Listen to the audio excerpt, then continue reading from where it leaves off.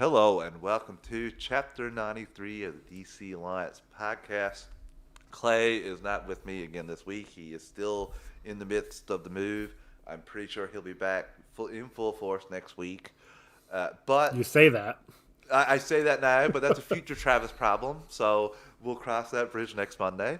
But with me to fill in again this week is my friend from the GUA Podcast Network, a walk through the multiverse, Joe at underscore actually underscore on Twitter. Joe, how you doing today? Oh, not too shabby, Travis. It's just been one of those days where I didn't want to go to work, which is about normal anymore. But other than that, no, it's been good. It's been good. How about yourself? How you been? Pretty good. Can't complain. It's getting a little cold here now, which, It's food. weird. It's like it's winter. But I'm homeschooled, like I'm online learning, so I don't have to leave the house. So that's a positive for me. Uh, you know, I Yeah. can remember too, just when you're talking about not wanting to go to work. I was working. I used to have a 2-hour commute to and from work, and I used to have to get up at 4:30 a.m. And I was first dating my girlfriend there, and she would be staying over, and I would get up and sit at the edge of the bed for about 10 minutes, being like, "Oh, I hate this job. Why am I going? Like, oh, this is so And that's stupid." that is my problem because I don't have the 2 hour commute, but I do wake up at 4:30 in the morning. Usually because I every other week I got my daughter, so I have to take her to her mom's to go to school. And then I go to work I get to work by like 6:30, but it takes me a little while to actually get myself awake and convince myself, yes, you do need to pay bills because you have to support your habit. So it's Yeah, is what it is. the commute sucked, but it did get me into podcasts. So Yeah, I will. That's the way I'll look at it. Positive there. Clay's already in the chat saying I miss being on the other side of these. We you missed you could too, come buddy. on. I mean, what's We missed stopping you. you except We for not having a house? I will give Clay defense to listeners. We did a little test run a couple days ago where he's staying at his friend's house until his apartment's ready. And his Not so. audio was a little echoey. I know he could have edited it. He was working, fidgeting with the mic and stuff, but it's very hard when you have when you're staying with friends, so you can't control. Yeah, I told him I get potentially, it. like you kind of run the risk of maybe having a lot to edit tonight if you like come out and have stuff happen or anything like that. So I can't wait for you to come back, Clay. We got some Superman and Lois that we have to discuss, but Joe, we have Peacemaker episode 6 to discuss and some early projections for the Batman opening weekend that a little surprising to me, but we'll get into that. Before we do, of course, I have to get through the network plugs. We have 8 shows on the network. On Mondays is World's Finest True Believers with Chris Balga. That's where Chris and a guest take a look at the comic of a guest's choice. A little birdie told me to watch the feeds coming forward. There may be a very cool comic being broke down in the next episode, so check that out. It's my favorite comic book podcast, so if you're a fan of comics, Chris covers them all. That rotates bi-weekly with Ranger Alliance with Clay and rotating guest hosts of Jake, Tony, and Joe, where they look at anything and everything Power Rangers, the TV show, the comics, and one day eventually, folks, we'll get Clay to do the Power Rangers Turbo and watch Jason David Frank in all his glory. Look, that's coming up. I'm not gonna say sooner than you think, but it's coming up eventually. We gotta get through season 2 and 3 of Morphin, and then Zeo. Well, Alien, and then Zeo. So give it like a year and a half to 2 years. You know what? Instead, Clay, for the next episode of Power Rangers that Tommy is on, do a "Hiya" count for me. So every time he goes "Hiya," because he does that a lot when he's fighting They all buddies. do.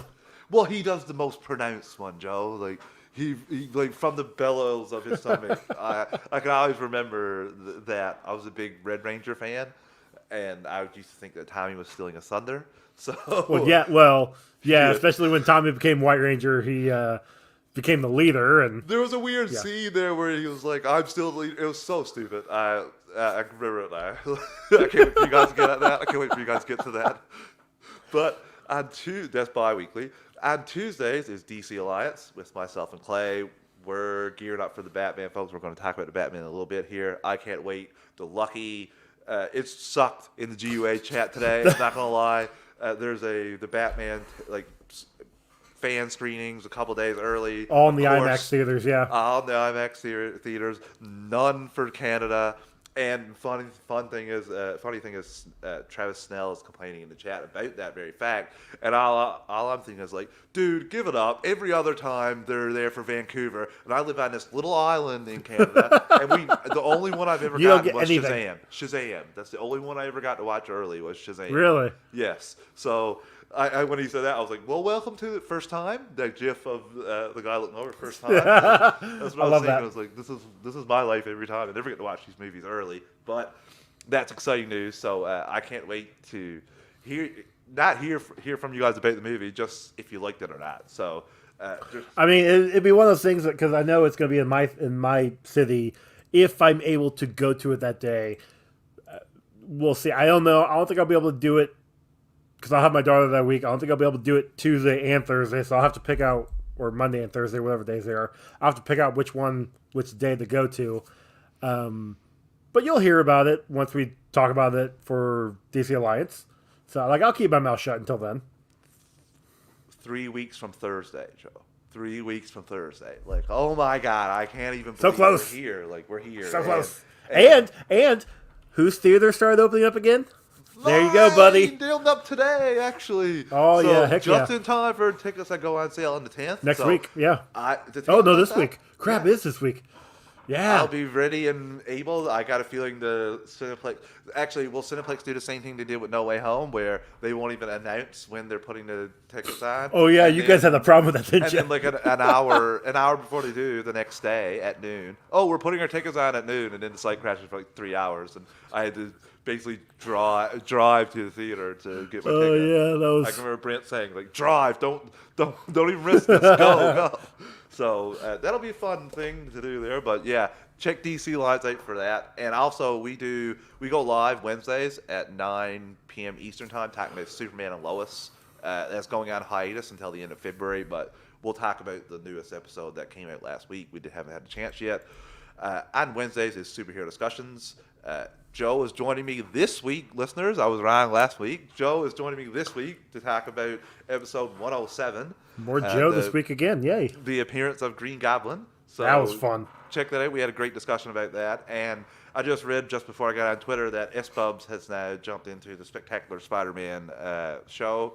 He's watching it. He says he's listening to the podcast episodes as well.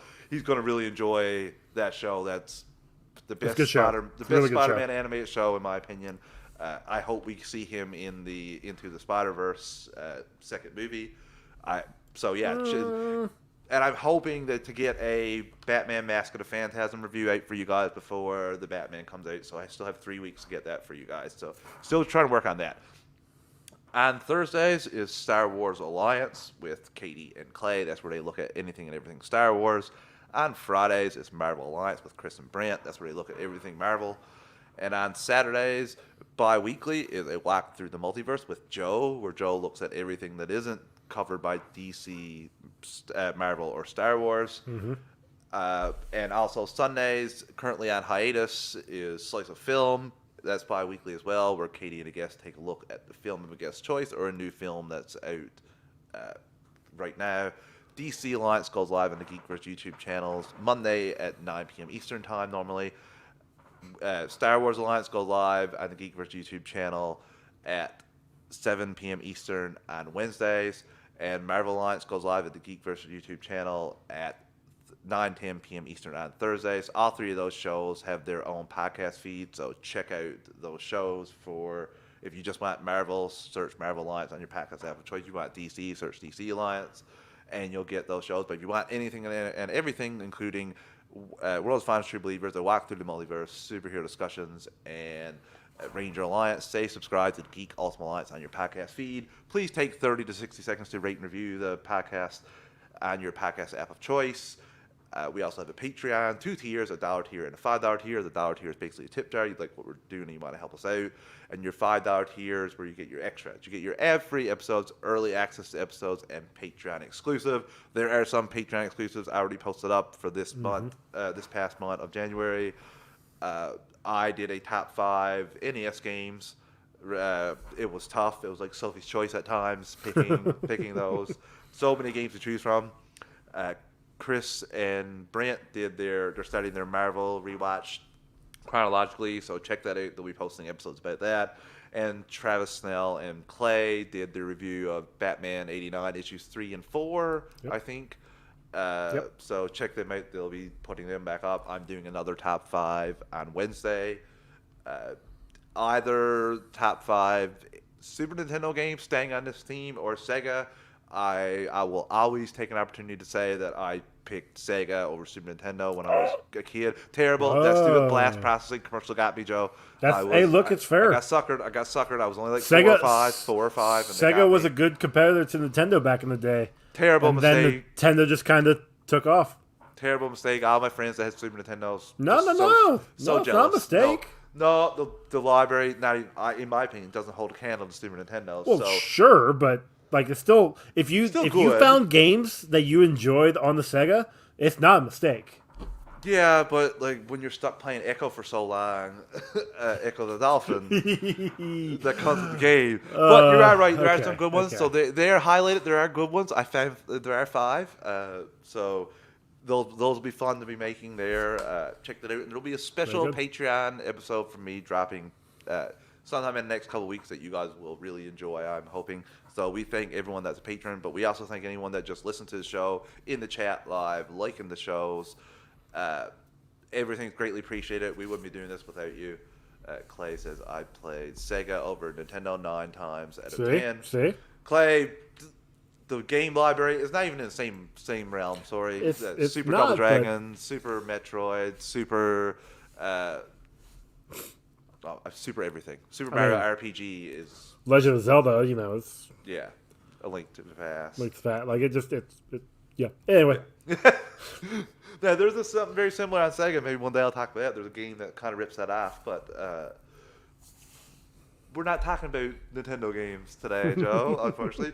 We are talking about the Batman, and I'm going to get right into this, listeners, because there's a new theme music out again this week. We get a Riddler theme this time, and I didn't listen as intently as the Batman theme. I didn't turn off the lights and put my hood up and go like... Get into the zone.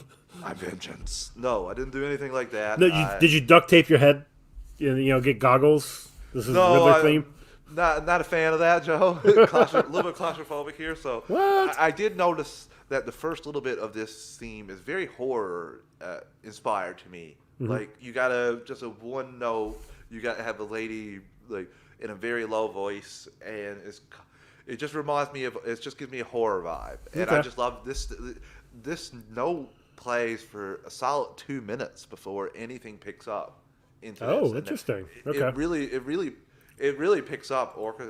It's like an orchestra, and I just love it. It's such a stark contrast to the Batman theme we got last week, and it gets me really excited. It doesn't, like the Batman theme, when I listened to it, it kind of gave me an idea that there's going to be a happy ending at the end of the movie. Like things are going to be good just because of the way the theme interesting up and down. Now, I could be completely wrong about that, but that's just what I thought. Like, if we get good, positive on those little moments that I thought... We got to confirm that this is a trilogy that Reeves is making, correct? Or is it just kind of playing it by ear? Because... I thought he has the option. Like, he's signed for 3 films, but like if this one was a dumpster fire, they could Superman Returns. Well, that's what I was saying. Like, he could definitely. I mean, you definitely make the first film with a solid ending. Yeah. So having a happy ending, like you are thinking might happen, is highly possible. But if you go in mind with a trilogy set, then it doesn't have to be a happy ending, but it could be ending enough, leaving things open for the sequels. Happy for Batman. I'm not really. I mean, more like. Well, look at Batman Begins. Batman Begins had a happy ending. Yes, even though we knew more was coming. More like Well, that kinda. instead of the Dark Knight, where it's not a happy ending. Like No, it's God, an no, it wasn't. inspiring ending where like he's being the hero that the city needs. Yeah. But it's not a happy ending. And I'm not saying like Batman's gonna be like, yeah, Alfred, high five at the end of this. Like, No, cowabunga, they dude. better high five. If they don't high five, I'll be very disappointed. All I can think now when I said cowabunga, dude, is I just want to hear Alfred say cowabunga, dude. It remind me of like Holt from Brooklyn Nine-Nine, cowabunga, mother. But Life. no, I think that like Batman he won't have a happy ending, but he'll have a resolve that he has to be Batman, like similar to Mask of the Phantasm, where he can't be happy. He's like, I'm sorry, I want to be happy, but I can't. And at the end of the movie, like he is just Batman going out and patrolling the city. Well, Mask of the Phantasm, he can't be happy because the girl that he loved, that he thought he loved, turned out to be a killer. But whatever, it's fine. Well, he gave up on that before he found out she was a killer. So yeah, I think so. Well, I don't remember. I got to rewatch. I literally just watched it within the last year, and I don't remember. Joe showed me his notes last week for the very thing. That those notes are right there. I just looked over them. It's 3 lines. Like there's not a lot.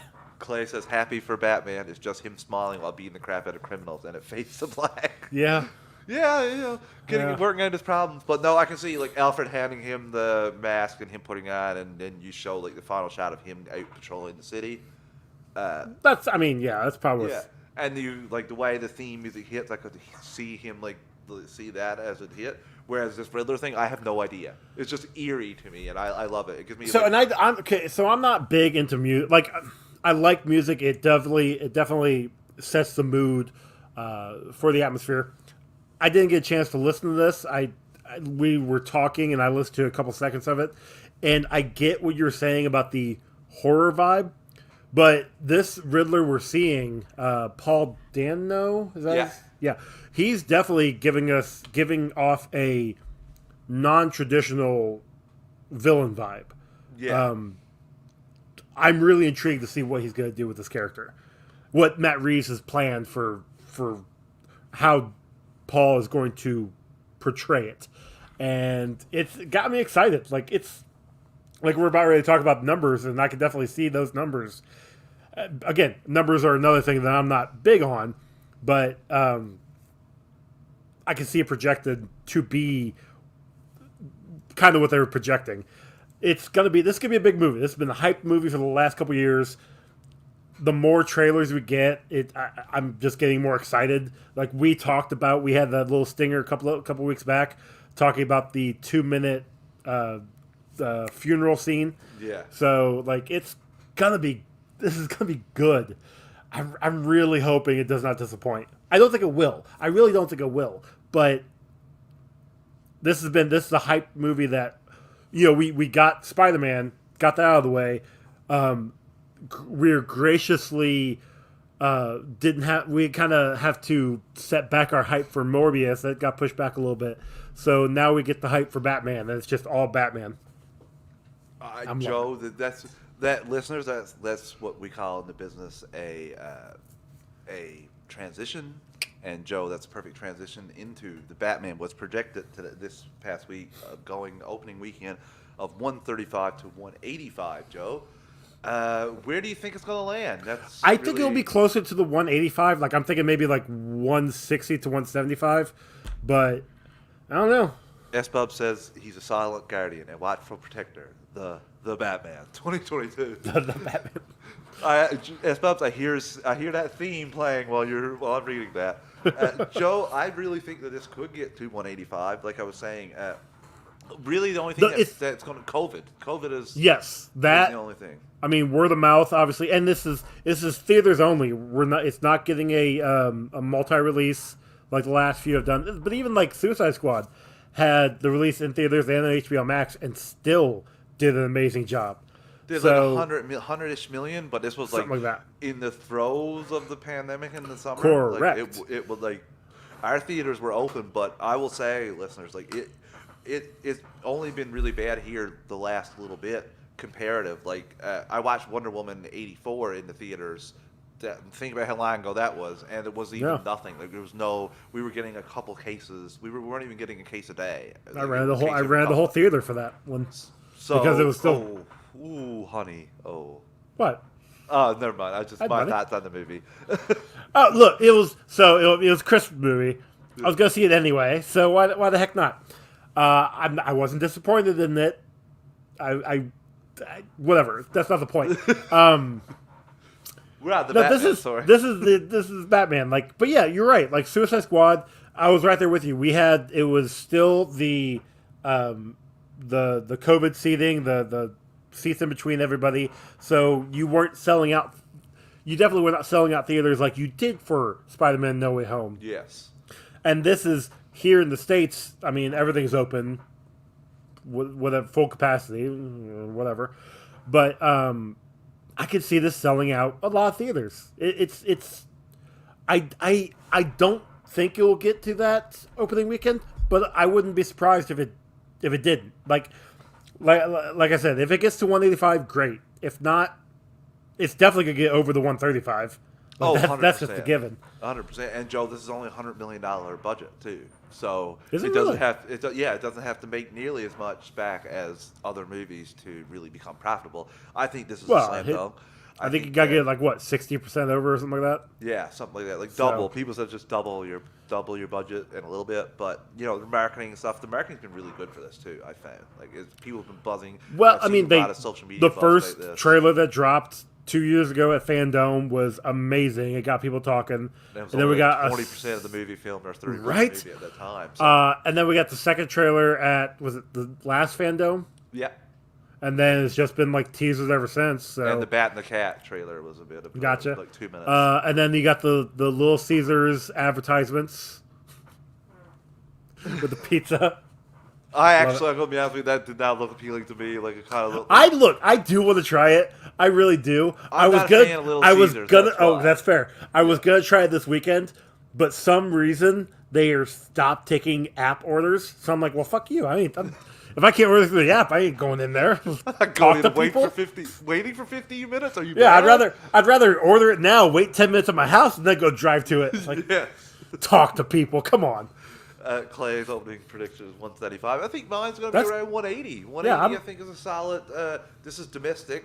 I think they're going to make a lot of money internationally too. I think Okay. that, I'm sticking with the DC 160 to 170, so. I think DC really plays internationally. I know, obviously, Marvel too, but like Aquaman made $1 billion, and majority of its money came from international. Yeah, Same what with did Shazam make? Do you remember? 360? I think 360 something, if I'm not mistaken. But Shazam came in between Captain Marvel and Infinity. Oh, War that's Endgame right. It or was a something like that. bad Yeah, it was spot. a terrible decision. It was, especially with the motifs, that should have been pushed to Christmas. Should have been a Christmas movie. You could have really played it well. Yeah, but that was the same kids year. too, right? That came out, what, 18 or 19? That came out in 19, right? 19. So that was. No, 18, I think. 18. No, you're right, 19. Because 19 was Rise of Skywalker for Christmas, so that would just destroy that. So it's probably a good thing. They took their chances. 2019, yeah. Yeah, they took their chances with the Marvel stuff. And while it wasn't the best spot, obviously making 300. 365. Yeah, making almost, that's still not terrible. Like, it's not the best. Well, it had $100 million budget, so Okay, so it made bank. I mean, Yeah, again, we're getting a 365. sequel next year? It's not this year. It's next year, right? And Clay, thank you for pointing that out too. Aquaman was Oh, released yeah. early internationally, and I've seen that happen. Xbox 19, because Captain Marvel came same year, correct? Yeah, it came like 3 Thank you, weeks Xbox. after Captain Marvel Xbox, and that was it's still in the midst of its raking in $1 billion glory there. So. Yeah. There has been some questionable placement but the Batman's going to own March. There's nothing else in March, right? I'm not like nothing huge. No, like Marvel, Multiverse of nothing- Madness moved. Did it? I think it was supposed to be March at one point, but I don't think It's the end of March, isn't it? Yeah, but Okay. maybe that's right. You can figure that out quicker than I Yeah. could, probably. S-Pubs is in the chat there too, so he probably Yeah, he'll let us know. I don't know. May 4th. Oh, May. Why would we say I March? think. Yeah, no, May 4th is Kenobi, maybe. May 6th in theaters May 6th, it says here. May 4th could be earlier for some people. May 6th. Chances are to later. Why do we think it was... Anyway. Oh, well, hello there, everybody. Apparently I'm by myself now. Because Travis just dropped out. So let's go. What do I want to talk about? This is my show now. Haha, I'm going to do it all. No, just kidding. Yeah, my hey, bad. there he is. My bad. I accidentally closed the We can tell. I was like, whoops. That's not the right thing. I was like, Joe, where are you two? Sorry for that, listeners. That's the hubbub. But yeah, May 6th. So it has all March to dominate, Joe. So I feel like this could even... It should be good. I don't want to say the B word. I don't want to put those kind of expectations on this movie. But I really can see it hitting that B with word of mouth. I really can see it hitting that $1 billion. You said it. $1 billion. Oh no. Yeah, so exciting. We are excited. We can't wait for it. But I think that's all the speculating we're going to do. Joe, I'm at 180. Clay's at 175, and you're. I said at 160 to 170. So 160 to 170. We'll go with 165 for Joe. That's fine. So, listeners, we're going to take our first ad break of the evening. We're an ad-supported network. We don't pick the ads or volume. Going to give you a quick 3 count to adjust your volume, and we'll be right back in 3, 2, 1. And we're back. Okay, Joe, we have a show to review. Yes, we do. I'm excited about this because I've been really enjoying... I have to switch background, of Yeah, course, nice. to Peacemaker, and we're into episode 6, Burn After Reading. So, Joe, as we did last week, I will try this as well. I don't know how good, but what are your non-spoiler thoughts for this episode? All right, non-spoiler thoughts. Holy fucking shit. So much happened. Where it started to where it ended, did not see coming. That ending was just like, oh, okay, this is what.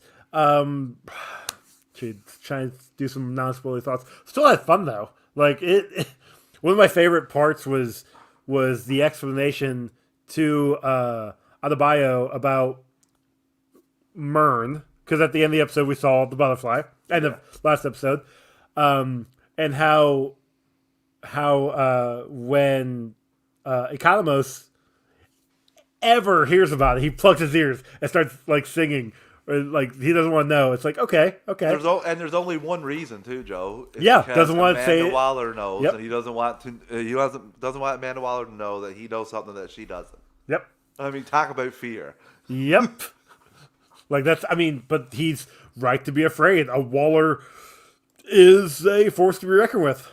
It's the saddest character death Spoiler! in DCU. I won't say I'll hide the rest of that. Not spoiler thoughts. Travis, what you got?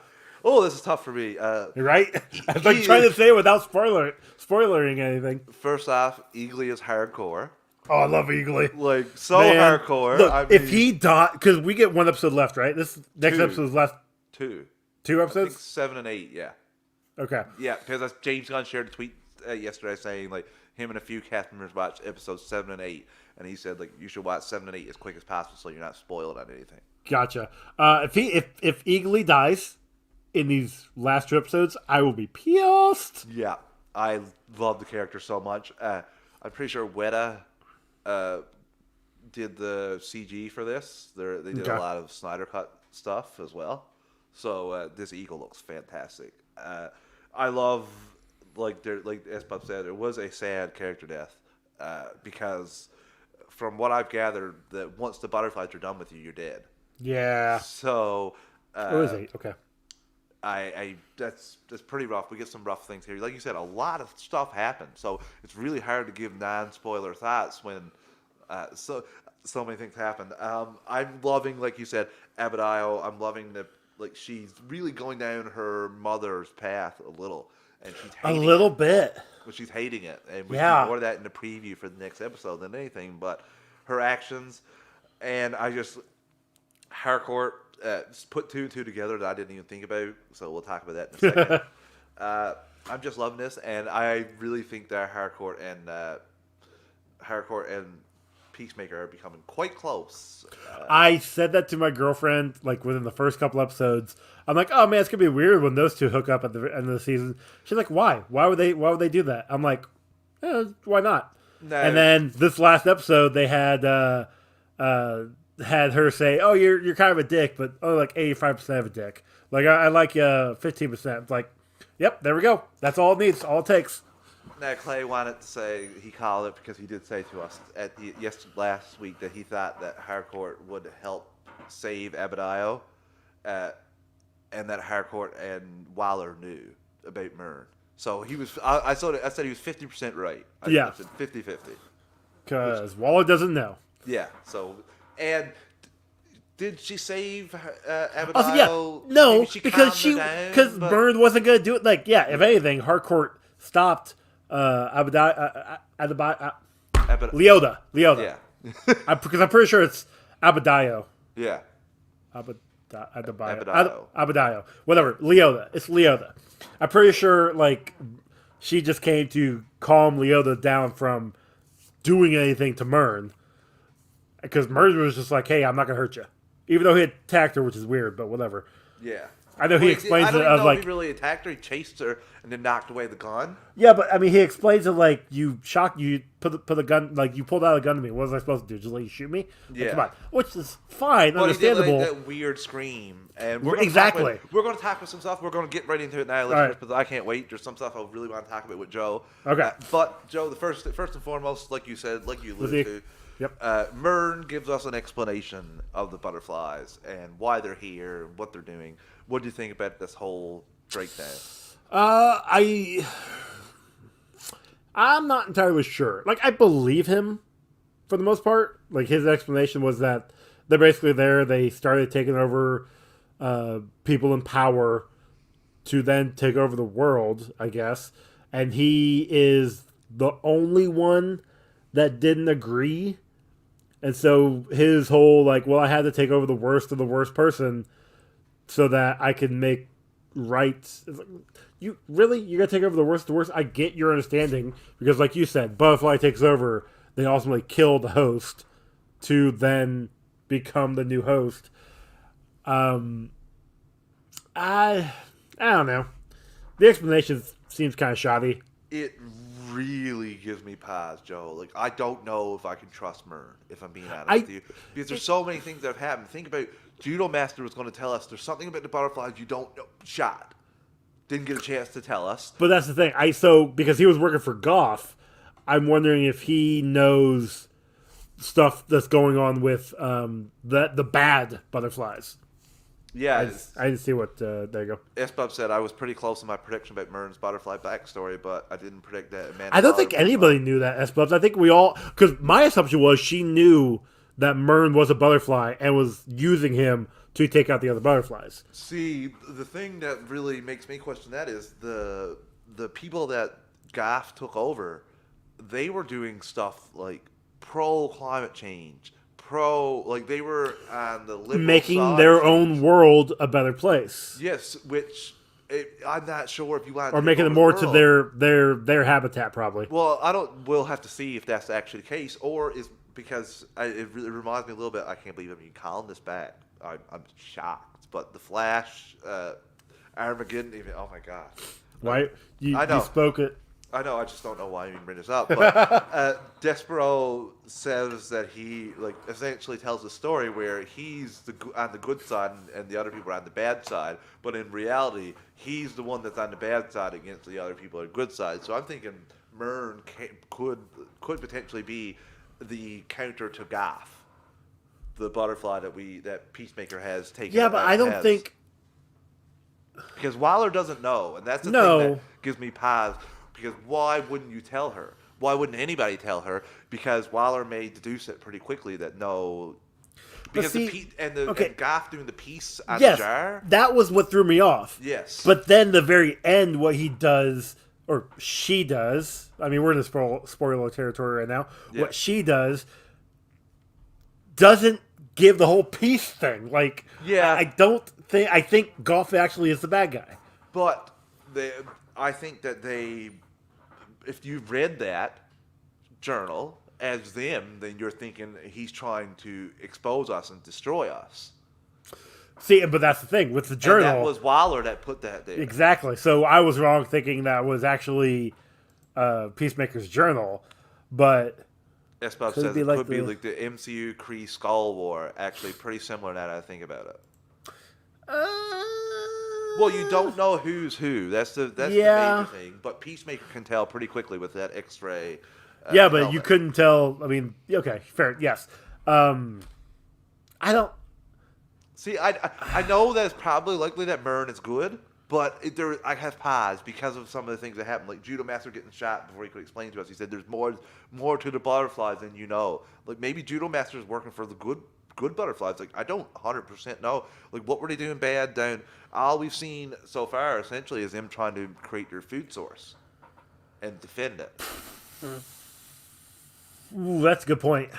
Like that one butterfly at the beginning went after him. But did he stumble upon that or well, so that was okay. That one was he had the file, and she was looking over the file of Goff, and she must have obviously known that Goff was a butterfly leader. Yeah, because she had the ship there. Yeah, so she defended him then. She was defending him. Yeah. So that's not. She didn't seek him out. So yeah, I'm very because I don't want. But didn't she though? Because she was giving him the come fuck me eyes at the bar. Yeah, but even that happened to him almost every episode. The girl who's basically with the guy. Good point. Doing that to him when he was going to kidnap him. Good point. Okay. Yeah. So I'm not sure where we're going to like. That's the one thing I do like about this is that we have questions. We don't know. Yeah, they're laying it out this way that you're talking about, Joe. Which they could very well go that track, and Myrn is good, and the way they laid it out, there is no red herring or like trying to pull the wool over our eyes. This could be as cut and dry, but they have left it open with some little like not quite telling you every detail. That they may come back around and like we could find out Myrn is not on Up and Up. He's the one that wants to control all the butterflies. They kicked him out for being a crazy butterfly. We'll say. I don't know. Well, maybe. Could be, but I did like the speech Myrn gives to Abigail about like how terrible he feels for taking control of this person. The memories, how he took away his chance to change, and everybody can change, and that was very. Everybody could change, but he chose Myrn, the worst of the worst, because he wasn't changing. Like he became the worst of the worst because he was doing the stuff and just kept going down that path. So him taking over the worst of the worst and trying to redeem not only himself but whatever Myrn has done. I did like that. That was really cool. And you could just see how much weight on. He said, like, his memories, his every morning I wake up, I'm just like, dang man. Yeah, they still have all the memories. Yeah, all the memories. They live. Everybody that they take over, they still have. They know what they did. They know who they were, and they have to mimic all that. And we'll see that later on. So Harcourt found out a couple episodes ago when the explosion went off and Myrn was okay that he's not on the up and up. I love that they didn't pass that off. That was pretty nice. Which is good, yeah. You pointed out to Economos plugging his ears. La la la la la la. Don't know. Just because he's afraid of Waller. That's awesome. Just perfect character stuff. Peacemaker's father's getting released. Oh my God, the racist stuff he says to Detective Song. Oh my God. Oh, I did like her response of like, oh no, I think your translation's off there. What did she say? My haircut. It looks like a something took a dump on your head. I'm just like, and the other guy, who I gotta say, I first saw him in The Outer Limits in like 95, 96. Okay. Like I was 10, not even 10. And I've loved him in everything I've ever seen him in. Scary Movie was the first one I could think of with him in it. The first Scary Movie. Dead Man on Campus. He was the crazy roommate they brought in to try to get straight A's from him dying. So everything he's been in, I think he's been fantastic. But every time I see him, all I think. Apparently, he's a dad. He's one of the dads in Riverdale. So yeah. But I never watched that. But Neither have I. said, Girlfriend watches that. He was on the council, and they were explaining that these aliens were coming in to take over.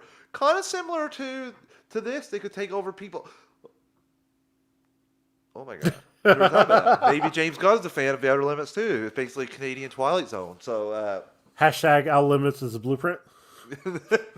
Nothing is the blueprint, Joel. Nothing. Couldn't pass up the opportunity, sorry. You had to. You just had to. Yep. So, Peacemaker's father's getting released, and he's made the decision. He's going to end Peacemaker's life. Do you think he's going to succeed? Do you think someone else is going to pay the consequences? Like, on Team Peacemaker here? Collateral damage? So, I could definitely see some collateral damage in the last episode. It won't be Peacemaker. I don't think it'll be Harcourt. Economos, maybe. Leota would definitely be a kind of like nice little stab to the heart. But if anything, I think it would be either Myrn or Leota's wife. That's what I was just about to say. That could unleash her, turn Yeah. her completely into Amanda Waller. Yep. Like she could just mow down. I really feel like we could get a scene very similar to the ending of Suicide Squad, where Waller bails out and just kills those officers that are there on the computers. Just shoots them and just takes off. I could see something like this, like her finding out that her wife was killed, and she going in and shooting everyone. So I can't wait to see that, Joe. That's something I thought about, but I wasn't sure if I was being. You're not off base. I mean, because I've thought about it a few times too. Part of me is because she has shown up a decent amount in the show. Like she was in the first episode. I think she came back in like episode 4, and has been small parts since episode 4 or 5. And I don't want her to die. Like it would definitely suck. But like I could see Myrn being the sacrificial lamb of, hey, I gotta keep my team happy. So I can see him going. I don't want Economos to go. I think he's pretty cool, but I don't think, like I said, I don't think Harcourt's going to go. I don't think Leota's going to go. I don't see Peacemaker Harcourt or is Economos going, because I feel like those are people you can like connect these shows together with. Correct. Like you only need one though. Yeah. Well, yes and no. You can, like, you had Waller here too. You don't need them in person. Sure. You only need one as a guest star, but you could have Economos checking in. Like you could be trying to gather more of these Suicide Squad members. Maybe you're trying to get the people that got away from Project Starro. Yeah. Maybe our next one will be Ratcatcher, and the next one will be Bloodsport. Who knows? This could be a sandbox that James Gunn plays in for a while. Could be. But Peacemaker's one of those. I don't think he'll actually get killed. No. Maybe he'll lose an arm. I don't know. But who knows? I hope he's around for another season. That's for sure. I like John Cena. Same. This is nice for me because he plays the piano in the scene. We'll talk about it a little bit. Yeah, later. we'll talk about. I do want to touch on that when we get to it. But I've been chanting him. I'm said I will still be on that hill that he's a better actor than The Rock. I feel like he has a more range. He can be funny. He can be a bit more emotional. Look, okay, The Rock is a good. He has come a long way since Scorpion King. Yes. Okay, like he's come a long way since his first acting on movie roles. But like I like Batista. I like John Cena. Like I like some of the other guys who are coming up and are kind of forming their own path. So I watched Riddick the other day because I was just trying to put something on while I was organizing things down here in my basement.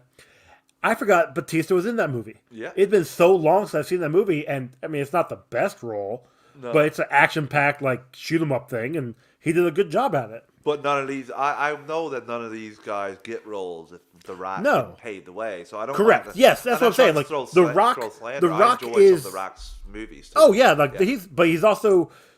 They all have had crap ones to start out with, and then they had to get their characters, their roles picked out. Like it just, you're right. The Rock started. Well, I don't want to say started, but. The Rock has definitely changed the hierarchy of power in the Hollywood universe. Thank you, S-Bubs. Thank you. S-Bubs probably wasn't even paying attention a whole lot, but just he heard a couple words like that. Yep. Ding, ding, ding. I have to jump in with this perfect comment, so that's perfect there, S-Bubs. But no, John Cena, like he's doing an amazing job as Peacemaker.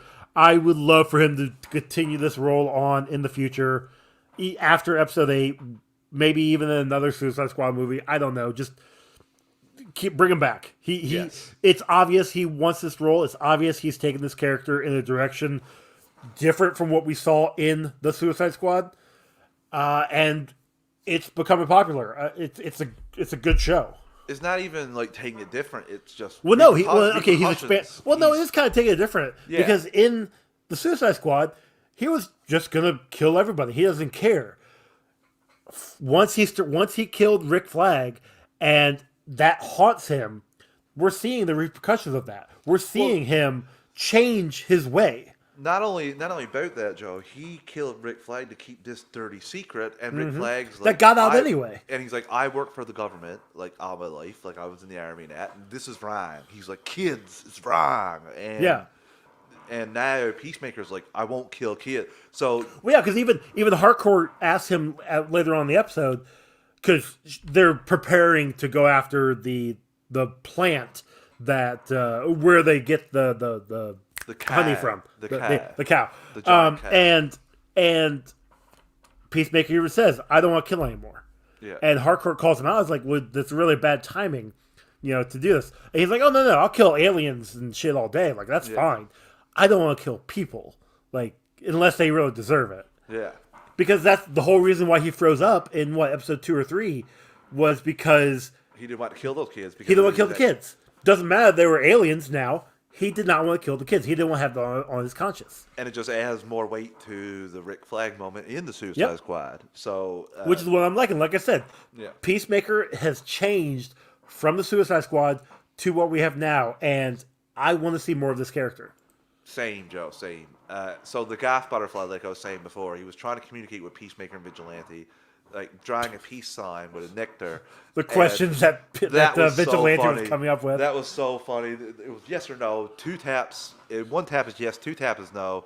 And Vigilante kept asking him questions like, what is your favorite color? And is it teal? One yes, one for no. Why would you start with teal? Peacemaker getting visibly more and more frustrated, and I just love how he's like, "You seem mad." Peacemaker's like, "Ah!" Like, how many times have I wanted to do that? That was after they lost Goff. That was after they lost his vote. Like, that was just. But they're there trying to communicate with him, asking him questions. He's like, "There's 2 rules: 1, yes or no questions. 2, don't be a dick." Well, how am I supposed to do the second one? Don't say anything. Just perfect back and forth. I do enjoy that. I know some people aren't as keen on Vigilante. I haven't read the comic run before. Like, it's not the same. Like I've read his. Actually, for Comic Rundown, we talked about his origin. Adrian Chase, he was a DA that he would go after criminals as a district attorney. He put them away and then they'd get out. He finally got fed up with it, faked his own death, and then went out as Vigilante, eventually came back, alive, and became a judge, and was still playing both sides of the law, because his identity was secret. Yeah. I know I'm skipping over a lot of things, but for the most part, Vigilante was a cold-blooded killer. He's gonna take care of the mark any way possible, while still being a lawful citizen, a judge, a lawyer, like all this on this end. If they were to get off, like very Daredevil-esque of if his case got dropped and the perp walked, well, now Vigilante will go out and take care of it. So seeing Adrian in this interpretation, I can understand people's frustration. I really do. But also knowing the way this show is, his interpretation fits with the show that they're portraying. Well, essentially, he's the counter to Peacemaker in terms of this is what you'll become, Peacemaker, if you don't. Correct. He's straight up the comic relief. There's no jokes about that. Like, he doesn't feel emotion. Like, he doesn't. He doesn't care. He doesn't care. Like, we'll get here now because we're here. While they're communicating, the cops show up to. While they're communicating with Goff, the cops show up to take him down, Peacemaker. They duck out through the roof with Eagly and climb into the trees. and Sang notices that the trees are moving a little bit and goes back there. And Vigilante hauls out a knife and is just about to jump down and Yep. kill her. And Peacemaker's like, no, dude, No. she's the cops. Yep. Like, no. Like, so he puts down his knife. So he has no shame, whereas Peacemaker is definitely a little bit like changed now, Yep. I'll say, from Yep. the Suicide Squad. Because remember what he did in the camp? No questions, just kill everybody. So Yeah, that was fun. he's questioning things there. And Adrian slips and falls, and the jar containing Gaff breaks. And Yeah, because he had a tape to his back because Yeah. wanted to go hands free, which was a really smart idea. Yes, because you can't go with one hand, but he broke the Gaff flies directly into Sam's mouth, and now he has taken over her body. Yep. Joe, what do you think about this? And subsequently, like him taking over the Detectives. Sam. So that was like, oh shit. I thought maybe that was gonna be like, okay, it sucks that taking over Song. She's an awesome character. I thought, okay, cool. Well, now they have Goff's. He's turning because Peacemaker kept him alive. He fed him the honey when he needed it. Got him high. They were having a fun time. He literally just drew a peace sign because he wanted. It seemed like he was trying to broker some sort of peace between the two of them. And then he takes over Song, and we'll see later on what happens. But I was thinking, okay, this is a good sign at first. Yeah, same. Especially she doesn't like her partner. I'm blanking on his name. Yeah, I don't remember his name. I'm calling him Outer Limits guy. He's trying to talk to her. He's trying to be like, hey, what's going on? And she's being a little robot-y, but she's not hurting him or anything. Yeah, Like, she knows. She even mentions that she cared for you. Yeah. So I love that little touch. So, which makes me, I'm not sure if they're evil. That stuff like that makes me think, like, are you evil? Are you not? I don't know, like, necessarily. But he took over her bot. Like, he could have stayed the butterfly and just went away. But no, he purposely took over her body, knowing full well Maybe he's warn going to kill people, her. To warn people. I'm not sure exactly, but Peacemaker and Vigilante take off to escape, and Eagly, like, this is where Eagly is a Eagly's badass. hardcore. He takes out like 4 or 5 different cops, and Vigilante even mentions, like, man, Eagly's hardcore. Yeah. And Yeah. they're picking this guy's face off. That was great. Fantastic. Then we get what will haunt me in my sleep, Joe. First of all, if you're doing a video game and if you're doing a Batman video game and you want a Joker face to CGI, don't need to go any further. We have our guy right here. Put all the things on his face, but that police chief is scary as bloody Captain hell. Locke. Yeah, His dude. facial expressions, oh my god. Yeah. Something out of a horror show, Joe. Like his smile. Pretty great. Especially, he stone cold kills the 2 officers that are there holding up Peacemaker. No, Vigilante. please. Oh, pop, pop. And there's a missus. He injures one, and she's on the ground, and he walks over to her, and she's pleading like, no, and he's making fun, like Joe mentioned. He's mimicking her. Yeah. And shoots her, and shoots the other guy, and in the cut scene, Dude. you see him sat down trying to in the end credit scene to muster up the fake crying outrage over these people that So- he does show in the show. Part of me wonders if that was like him as the actor. I can't remember the actor's name. Him like trying to get into that role. That's what I was thinking too, Joe. Because he definitely seemed like he was doing like the lead up to it. But Yes. if not, like if that was Gunn be like, hey, just have fun. Like, okay, that's creepy. That's scary. Yeah, Like, whoa. and so weird the way he speaks in riddles to that guy. Like, honestly, I'm not gonna lie, I thought he was already controlled by a butterfly. Same. The way he was acting, the way like how weird he was being. But no, that's just his weird ass self, folks. Yeah. That's just his weird ass self. So he lets them leave. He has a car set up for them. So they take off, and obviously they go back. Song's back there. She bails on her partner and says, I need to go see some friends. She goes out in the woods and finds No. So yeah, she gets back to the police base, whatever. headquarters. There we go, and She contacts sends him through out sends out computer, yeah. word to get all of her people, all the guy's like, butterflies. that's not even English. Like, Yeah. what is that? It's like, you hit your head, you got a concussion. We can take you to the hospital. No, I'm good. And then contacts the butterflies, and they show up. And this is why I think they're evil, because she takes over the whole precinct. And the whole prison. Everybody in the precinct, everybody in the building. And we get a lot. Like, it's like 50-50, like cops and personnel. And it's literally prisoners. everybody. Yeah. And anybody that was in that building, you are now being controlled by a butterfly. I don't care. Butterfly. Yes, Bob says butterfly internet.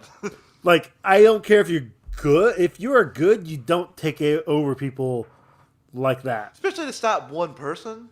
Like, right? I don't know, because they don't know that Peacemaker's working with a whole group of people. They don't have anybody that would know that knowledge. They only know Vigilante, but they don't know. Like, he took Goff, so Goff is. Yeah. What? Yeah. You're right. Unless they were monitoring the place that they showed up at, and fought the gorilla. But didn't. Well, maybe. That's the more only likely. they But very even well could be. even in Goff's basement, like, didn't he get? I'm trying to remember when the explosion went off. That was like episode 3 or 4. No, it was but 3. But was he already dead when the explosion went off? I thought they were in the middle of fighting when that went off, and that's how Peacemaker got the upper hand to blow his head off. Yes, but the So butterfly flew out after. But yeah, and that's when he captured them. But what I'm saying is the explosion went off, so Goff would intentionally know there was somebody else. Well, he didn't helping. Know. He wouldn't know if it was somebody else helping, if it was Judo Master coming back. There were so many different factors. Like, he didn't know. He wouldn't have known that there was other people besides Harcourt and Vigilante, because they were the ones that had the showdown with Charlie beforehand. Like, Yeah. 8. Wait, no, that's different. Sorry, that's 2 episodes after that. See, so no, I don't think he did know. I'm not 100% sure. Maybe we'll find that out in the final 2 episodes. Yeah, But I don't think he knew exactly. So yeah, like you said, that was pretty We'll crazy. see. The whole body snatchers. That was such a cool scene, though. Whew. I know Espub Haunting. set up Haunting here. scene. Saddest character death of the DCU. Yeah. Sign. I agree with you with that one. That's Bubs. Because she was cool. She was really cool. I enjoy. I'm gonna miss her. Maybe there'll be a way that they can figure out how to get butterflies out without But so people dying. one thing, probably not. Yeah, Let's blow hope off the no head. people of Team Peacemaker get infected. Yeah. One thing I did like about the scene, though, so we're getting the butterflies taking over everybody in the precinct, literally everybody, and then we've got White Dragon Yeah. suiting up. Yeah. Like, it's happening at the same time. And Simultaneously, that suit, man, that suit looked awesome. And I'm sorry, I just hate seeing the Hitler salute. Oh yeah, no, Nazi salute. it's all Just bad, give me and willingness. they're all gonna die. But the suit looks awesome. Oh Come my on. god, it looks badass, Joe. Yeah. And in the preview for the next episode, he's flying around in kind of like it's like Iron Man suit. What? Yes. I should probably watch those previews. I never watched the previews. It looks like he's flying around like it's a jetpack, like on the feet, like he got rockets. So I'm really man. hoping we get a Peacemaker by the end of this 8th episode, gets the jetpack and he's flying around in the jetpack, because that's Well, I mean, especially if his dad is dead, I mean, he's gonna have to the fight whole his of dad, the closet. Oh, okay. I hope he gets a jetpack from Economos to fight him. I really hope that would be so. I don't cool. know. But yeah, his Nazi father is suited up, ready to go. The suit, I did write. The suit looks badass. I'm excited to see that. He's coming right for Peacemaker to kill him. Yeah. We skipped over the diary. Oh yeah, we'll bring that up at the very end Okay. here, because that's how we end the episode. But Joe, are we going to see a giant cow? And I don't think it's gonna be a cow. Tell me why this is Earthworm Jim. It's probably Earthworm Jim. I don't think it's a cow. I mean, they keep calling it a cow, but then again, It could very well. Maybe It could very well be a first get cow. here, they take one cow and infect it with whatever. I don't know. I mean, they had seen the gorilla the last episode, so what? Yeah, you know. After what we saw this episode, I'm not ruling anything out for potential things happening. Also, I guess before we talk, we'll talk about the diary that so Waller was going to tie everything to Peacemaker. Yes, which, I mean, it's her own way of rounding him back up. Yeah, he had freedom, especially very first episode. We see him talking to the janitor, thinking, "Oh, what?" Which we totally forgot to bring up. The janitor came back in this beginning of the episode, which is pretty awesome. Goes to his kids' show and tell, which. I did love the one kid. Hey, do you know a Becky whatever? Yeah. I haven't seen her like 10 years ago. Yeah, I think you might be my dad. Oh, okay, it's time to like his face was just like, huh? But we could actually come back to that. We could. Anyway. But yeah, so you had to point that out, Joe. That was so funny, especially him pointing at some of the kids. I'm going to tell the listeners a little story now. Just after. Go ahead. You don't. They don't know the people, so they won't know. Nope. Know this. But my uncle is a substitute teacher, and he was teaching out in my brother's school, and I was home from university, and I was chatting with him. He got home, and he was talking to my brother. He's like, "Man, like I don't know where you find your classmates to," and then he started naming like, dweeb, haircut, kid with glasses, Urkel 2. Well, he name drops Alfred P. Newman or Alfred E. Newman. And I got to bring that one up especially because there was a thing. I think it might have been shared in our group chat, but there was a thing where somebody was being like, "Oh man, how is this even possible? How is this even okay that this kid gets made fun of?" And James Gunn's like, "I can assure you, the parents were on set. Yeah. Okay, yeah, parents are on set, and they were all cool with it." And the dad's like, "I can agree. My son knew who this was the entire time. He loved it. He had a great time. What are you trying to do here?" Like, the fact that people are just trying to nitpick left and right about all this.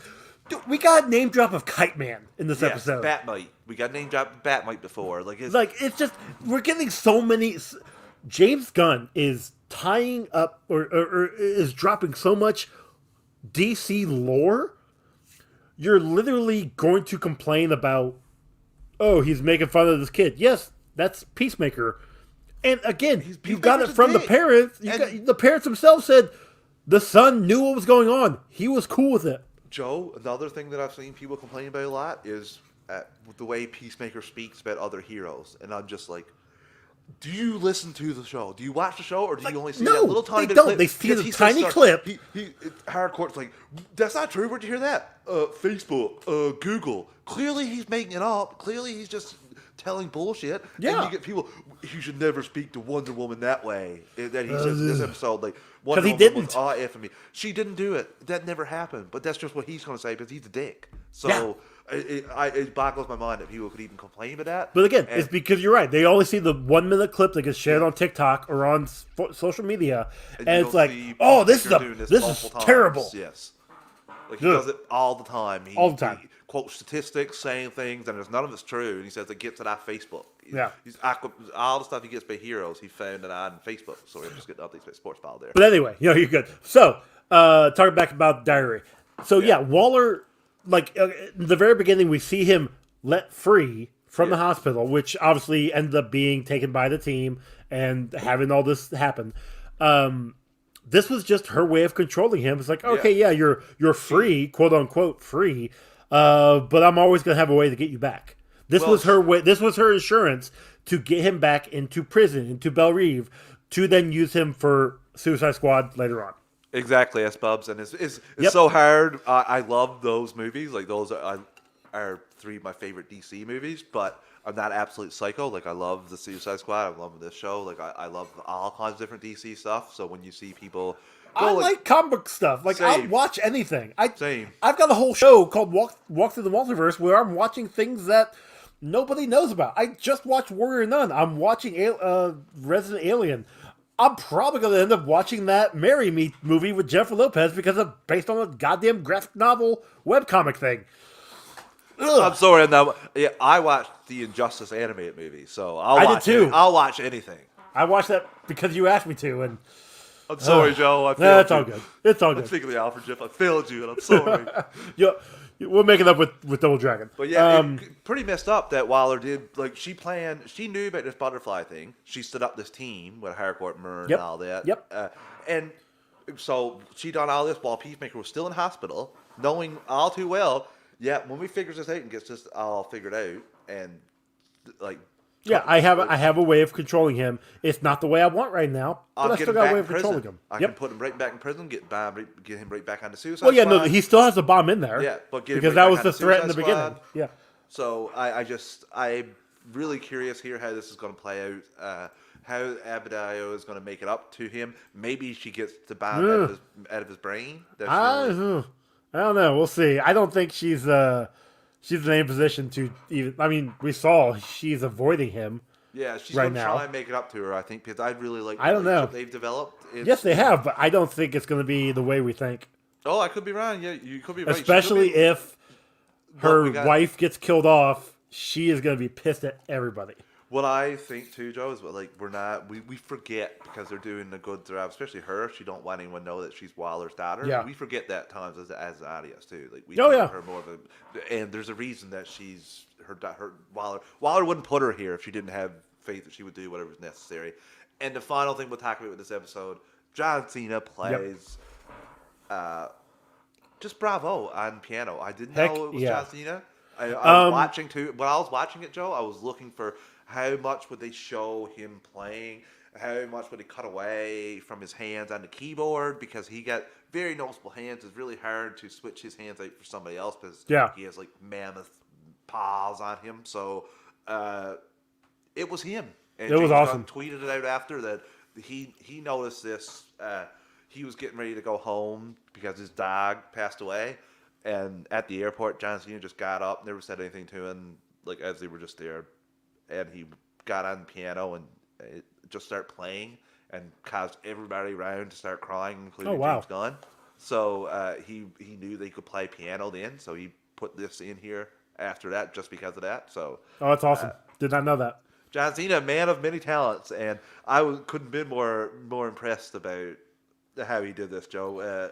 So when that scene happened, and I did the same thing, I was looking to see if they cut away, if they actually show him playing, and they did. And the girlfriend and I are watching it, and she happens to notice that his hands are like odd. And I'm like, oh, that's not. He doesn't really have odd hands. He's got tiny thumbs. You know, the Megan Fox syndrome, which she got fixed before Teenage Mutant Ninja Turtles. But no, like it was just one of those things where you see him playing. I'm like, I think it's really him playing, and then I think we shared it in the group chat. Yeah, that it was him playing. Oh, that's awesome. Like, yes, it was definitely him. That emotional story from James Gunn. That's really cool. I didn't know that story. I was like, oh man. I didn't click on the link. That's on my bad. Bravo there. S-Bub says, crazy theory, but maybe Myrn's good butterfly could go into Peacemaker, take out his bomb, and not kill him. Ooh, I didn't. Unlikely, but there is a chance. I mean, how's it going? It's in the base of his spine. Like, we see the butterflies go through, and yeah, he does say unlikely, but I'll put it out there. We see all the butterflies go through an orifice, either through the mouth or butt. Or the butt. All I could think was when Sam's partner was running as the butterflies were coming in, all I could think was dive and cover your face. Dive and cover your face.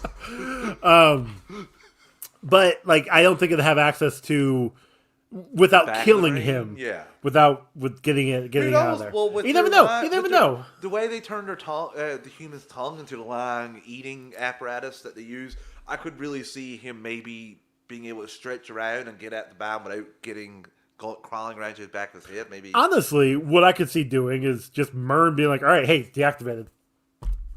Like there's no different. Same thing happened with Harley. Well, he doesn't. He doesn't. Suicide Squad's like Joker deactivated it, then good to go. The bomb is still there. Yeah, but it's deactivated. So why can't that just happen here? It could. Like I said, I don't know if Myrn has that control. Like I don't think Myrn. I thought they did. I don't think Myrn has the ability to blow him up or anything. I've never. I have to go back to episode 1. Yeah, I thought he did. Because they threatened. Because I'm pretty sure they threatened it with it. He mentioned that bomb in there, but we haven't shown. Like Waller had the keys up like I could turn it and blow it up in a second. We see that in both Suicide Squad Yes, movies. but Flag had it on his wrist like thing on his communicator like or not wrist thing his little like data pad. Well, he didn't have the option to blow people up. He just Yeah, he had did. like who's here and who's not. No, he blew up Slipknot. I thought that was Waller that did No. that. Are you sure? Yeah, Waller was I think busy he's talking being to Waller, and Waller does it. sure. No, because Well, Slipknot goes away. It's like teep. we will reconvene on that after this episode because I'm really curious now. I thought it was Waller. You could be right. Like, Look, okay, you keep going. I'll look it up. It's been a while since I watched that. Been a while. But that's about it for this episode. I'm really excited for the next episode. We see Should be fun. Should be good.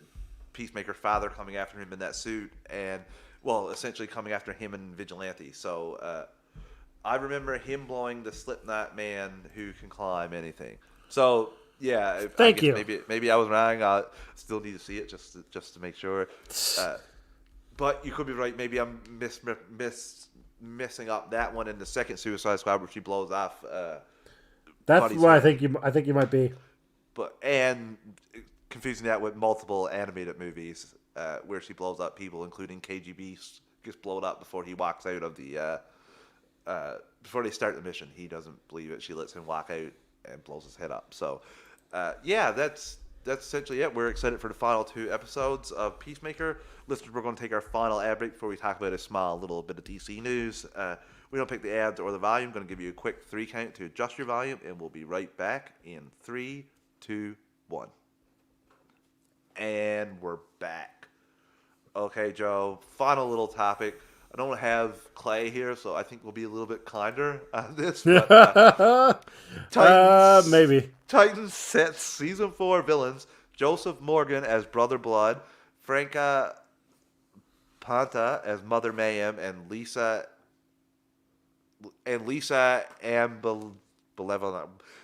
A as Jinx. So I'm just gonna show this to you right there. Data pad on his wrist. That's all I'm saying. I want to know if Wilder gave him the okay to do that, or if he did that himself. He did himself because he was trying to run away. Saying, like Waller, he's running No, away. Nope. Up. No. Yep. He tried to escape and he just like, hey, all right, boop, he's dead. Okay. All right. Okay. Son of a gun. Yeah. Okay, So Joe, we have Brother Blood cast and Mother Mayhem and Jinx. Can you tell listeners about some of these characters? Have you read any of them in comics? I've read a good amount of them actually. Brother Blood is a crazy leader of the Blood cult. Mother Mayhem is depending on who the Brother Blood is, because Brother Blood changes. It's not always the same one.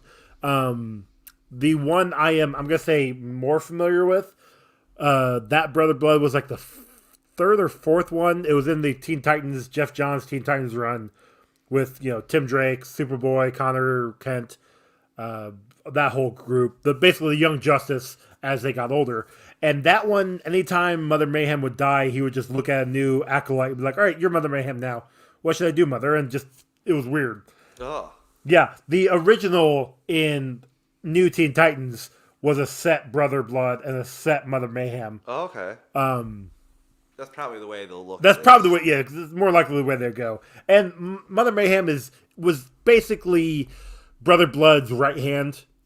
She would give him advice, and kind of lead him down whatever path he needed to go. Brother Blood also had like this ability to control people. I can't remember if if they had to like ingest his blood somehow, or if he had to ingest their blood. I think that might have been it. He had to ingest their blood for him to be able to control them. I could be completely off base. It's been a while since I've read it. I've seen that I've seen him in a couple animated properties. He was in Teen Titans Judas Contract. Mm-hmm.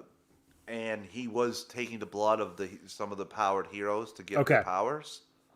So he is a character. He's been a Teen Titans villain for some time. these two characters are very formidable, very powerful. They have got a whole cult behind them, so that's gonna be fun. I'm looking forward to that. In all honesty, I know Titans has been problematic. I can't say because Joe, I did enjoy the first two seasons. A lot of the first two seasons. Like, Sure, the but third look, season led me I astray. enjoyed the first season and the end of the first season at the very beginning of season 2. Season 2 was fine. We got introduced to a few more people. Deathstroke was good. Deathstroke was good. Yeah. Seeing Joey was cool.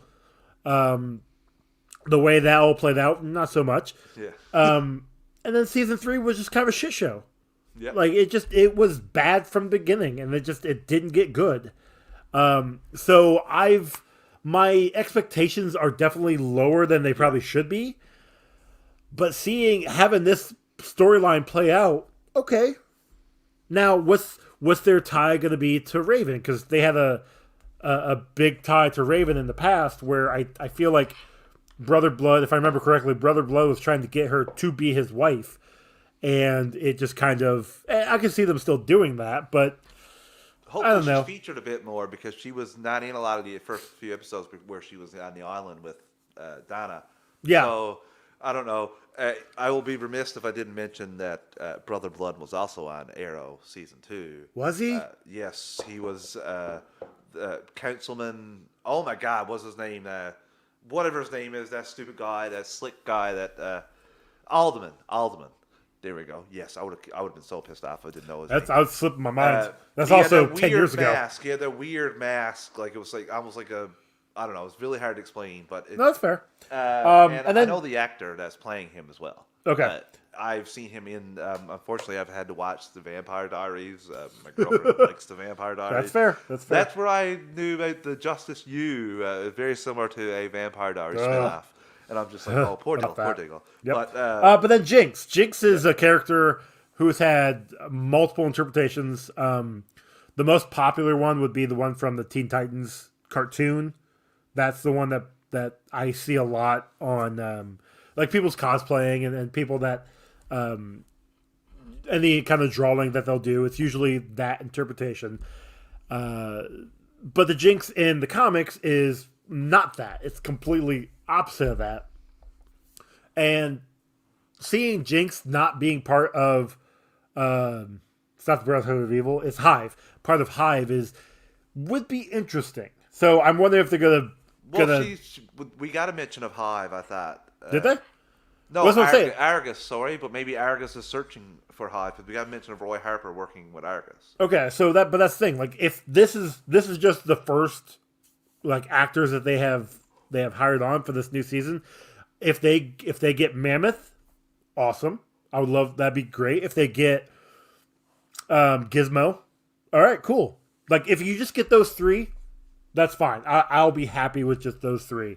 But Jinx by herself is a good character, and probably I can see them going digging into that well a little more, of actually expanding her character and doing something productive with it. Yeah. So I'm excited. Again, I'm excited for the potential. But if by like the 3rd episode that potential is just squandered, I'll reluctantly watch the rest of the season. But yeah, I'm not going to be happy. I'm in your boat, Joe. I will watch again starting for the next season, but I may be out on this show after a few episodes. I don't know. I'll probably watch the full season, but I was very disappointed with season 3. There was some stuff I liked, but not much compared to what I didn't like. So for the first 2 seasons, there was more that I liked than I didn't like. But for the 3rd season, there was more that I didn't like than I liked. So I hope they get 3rd back season, to they hurt them. They shot themselves in the foot. And I will say, the guy who's playing Brother Blood, he is a good actor. He is a good actor, and I think he can like really be good in this role. He can be really menacing. He knows how to be intimidating, but also charming. Which, cult leader, I think you can really get that down. So I'm looking forward to it, but I don't want to put, like you said, my expectations are at the bare bottom of the ocean for this right now. So it's not good. No, but I'll watch it, and who knows. So, Joe, that's it for the episode for us tonight.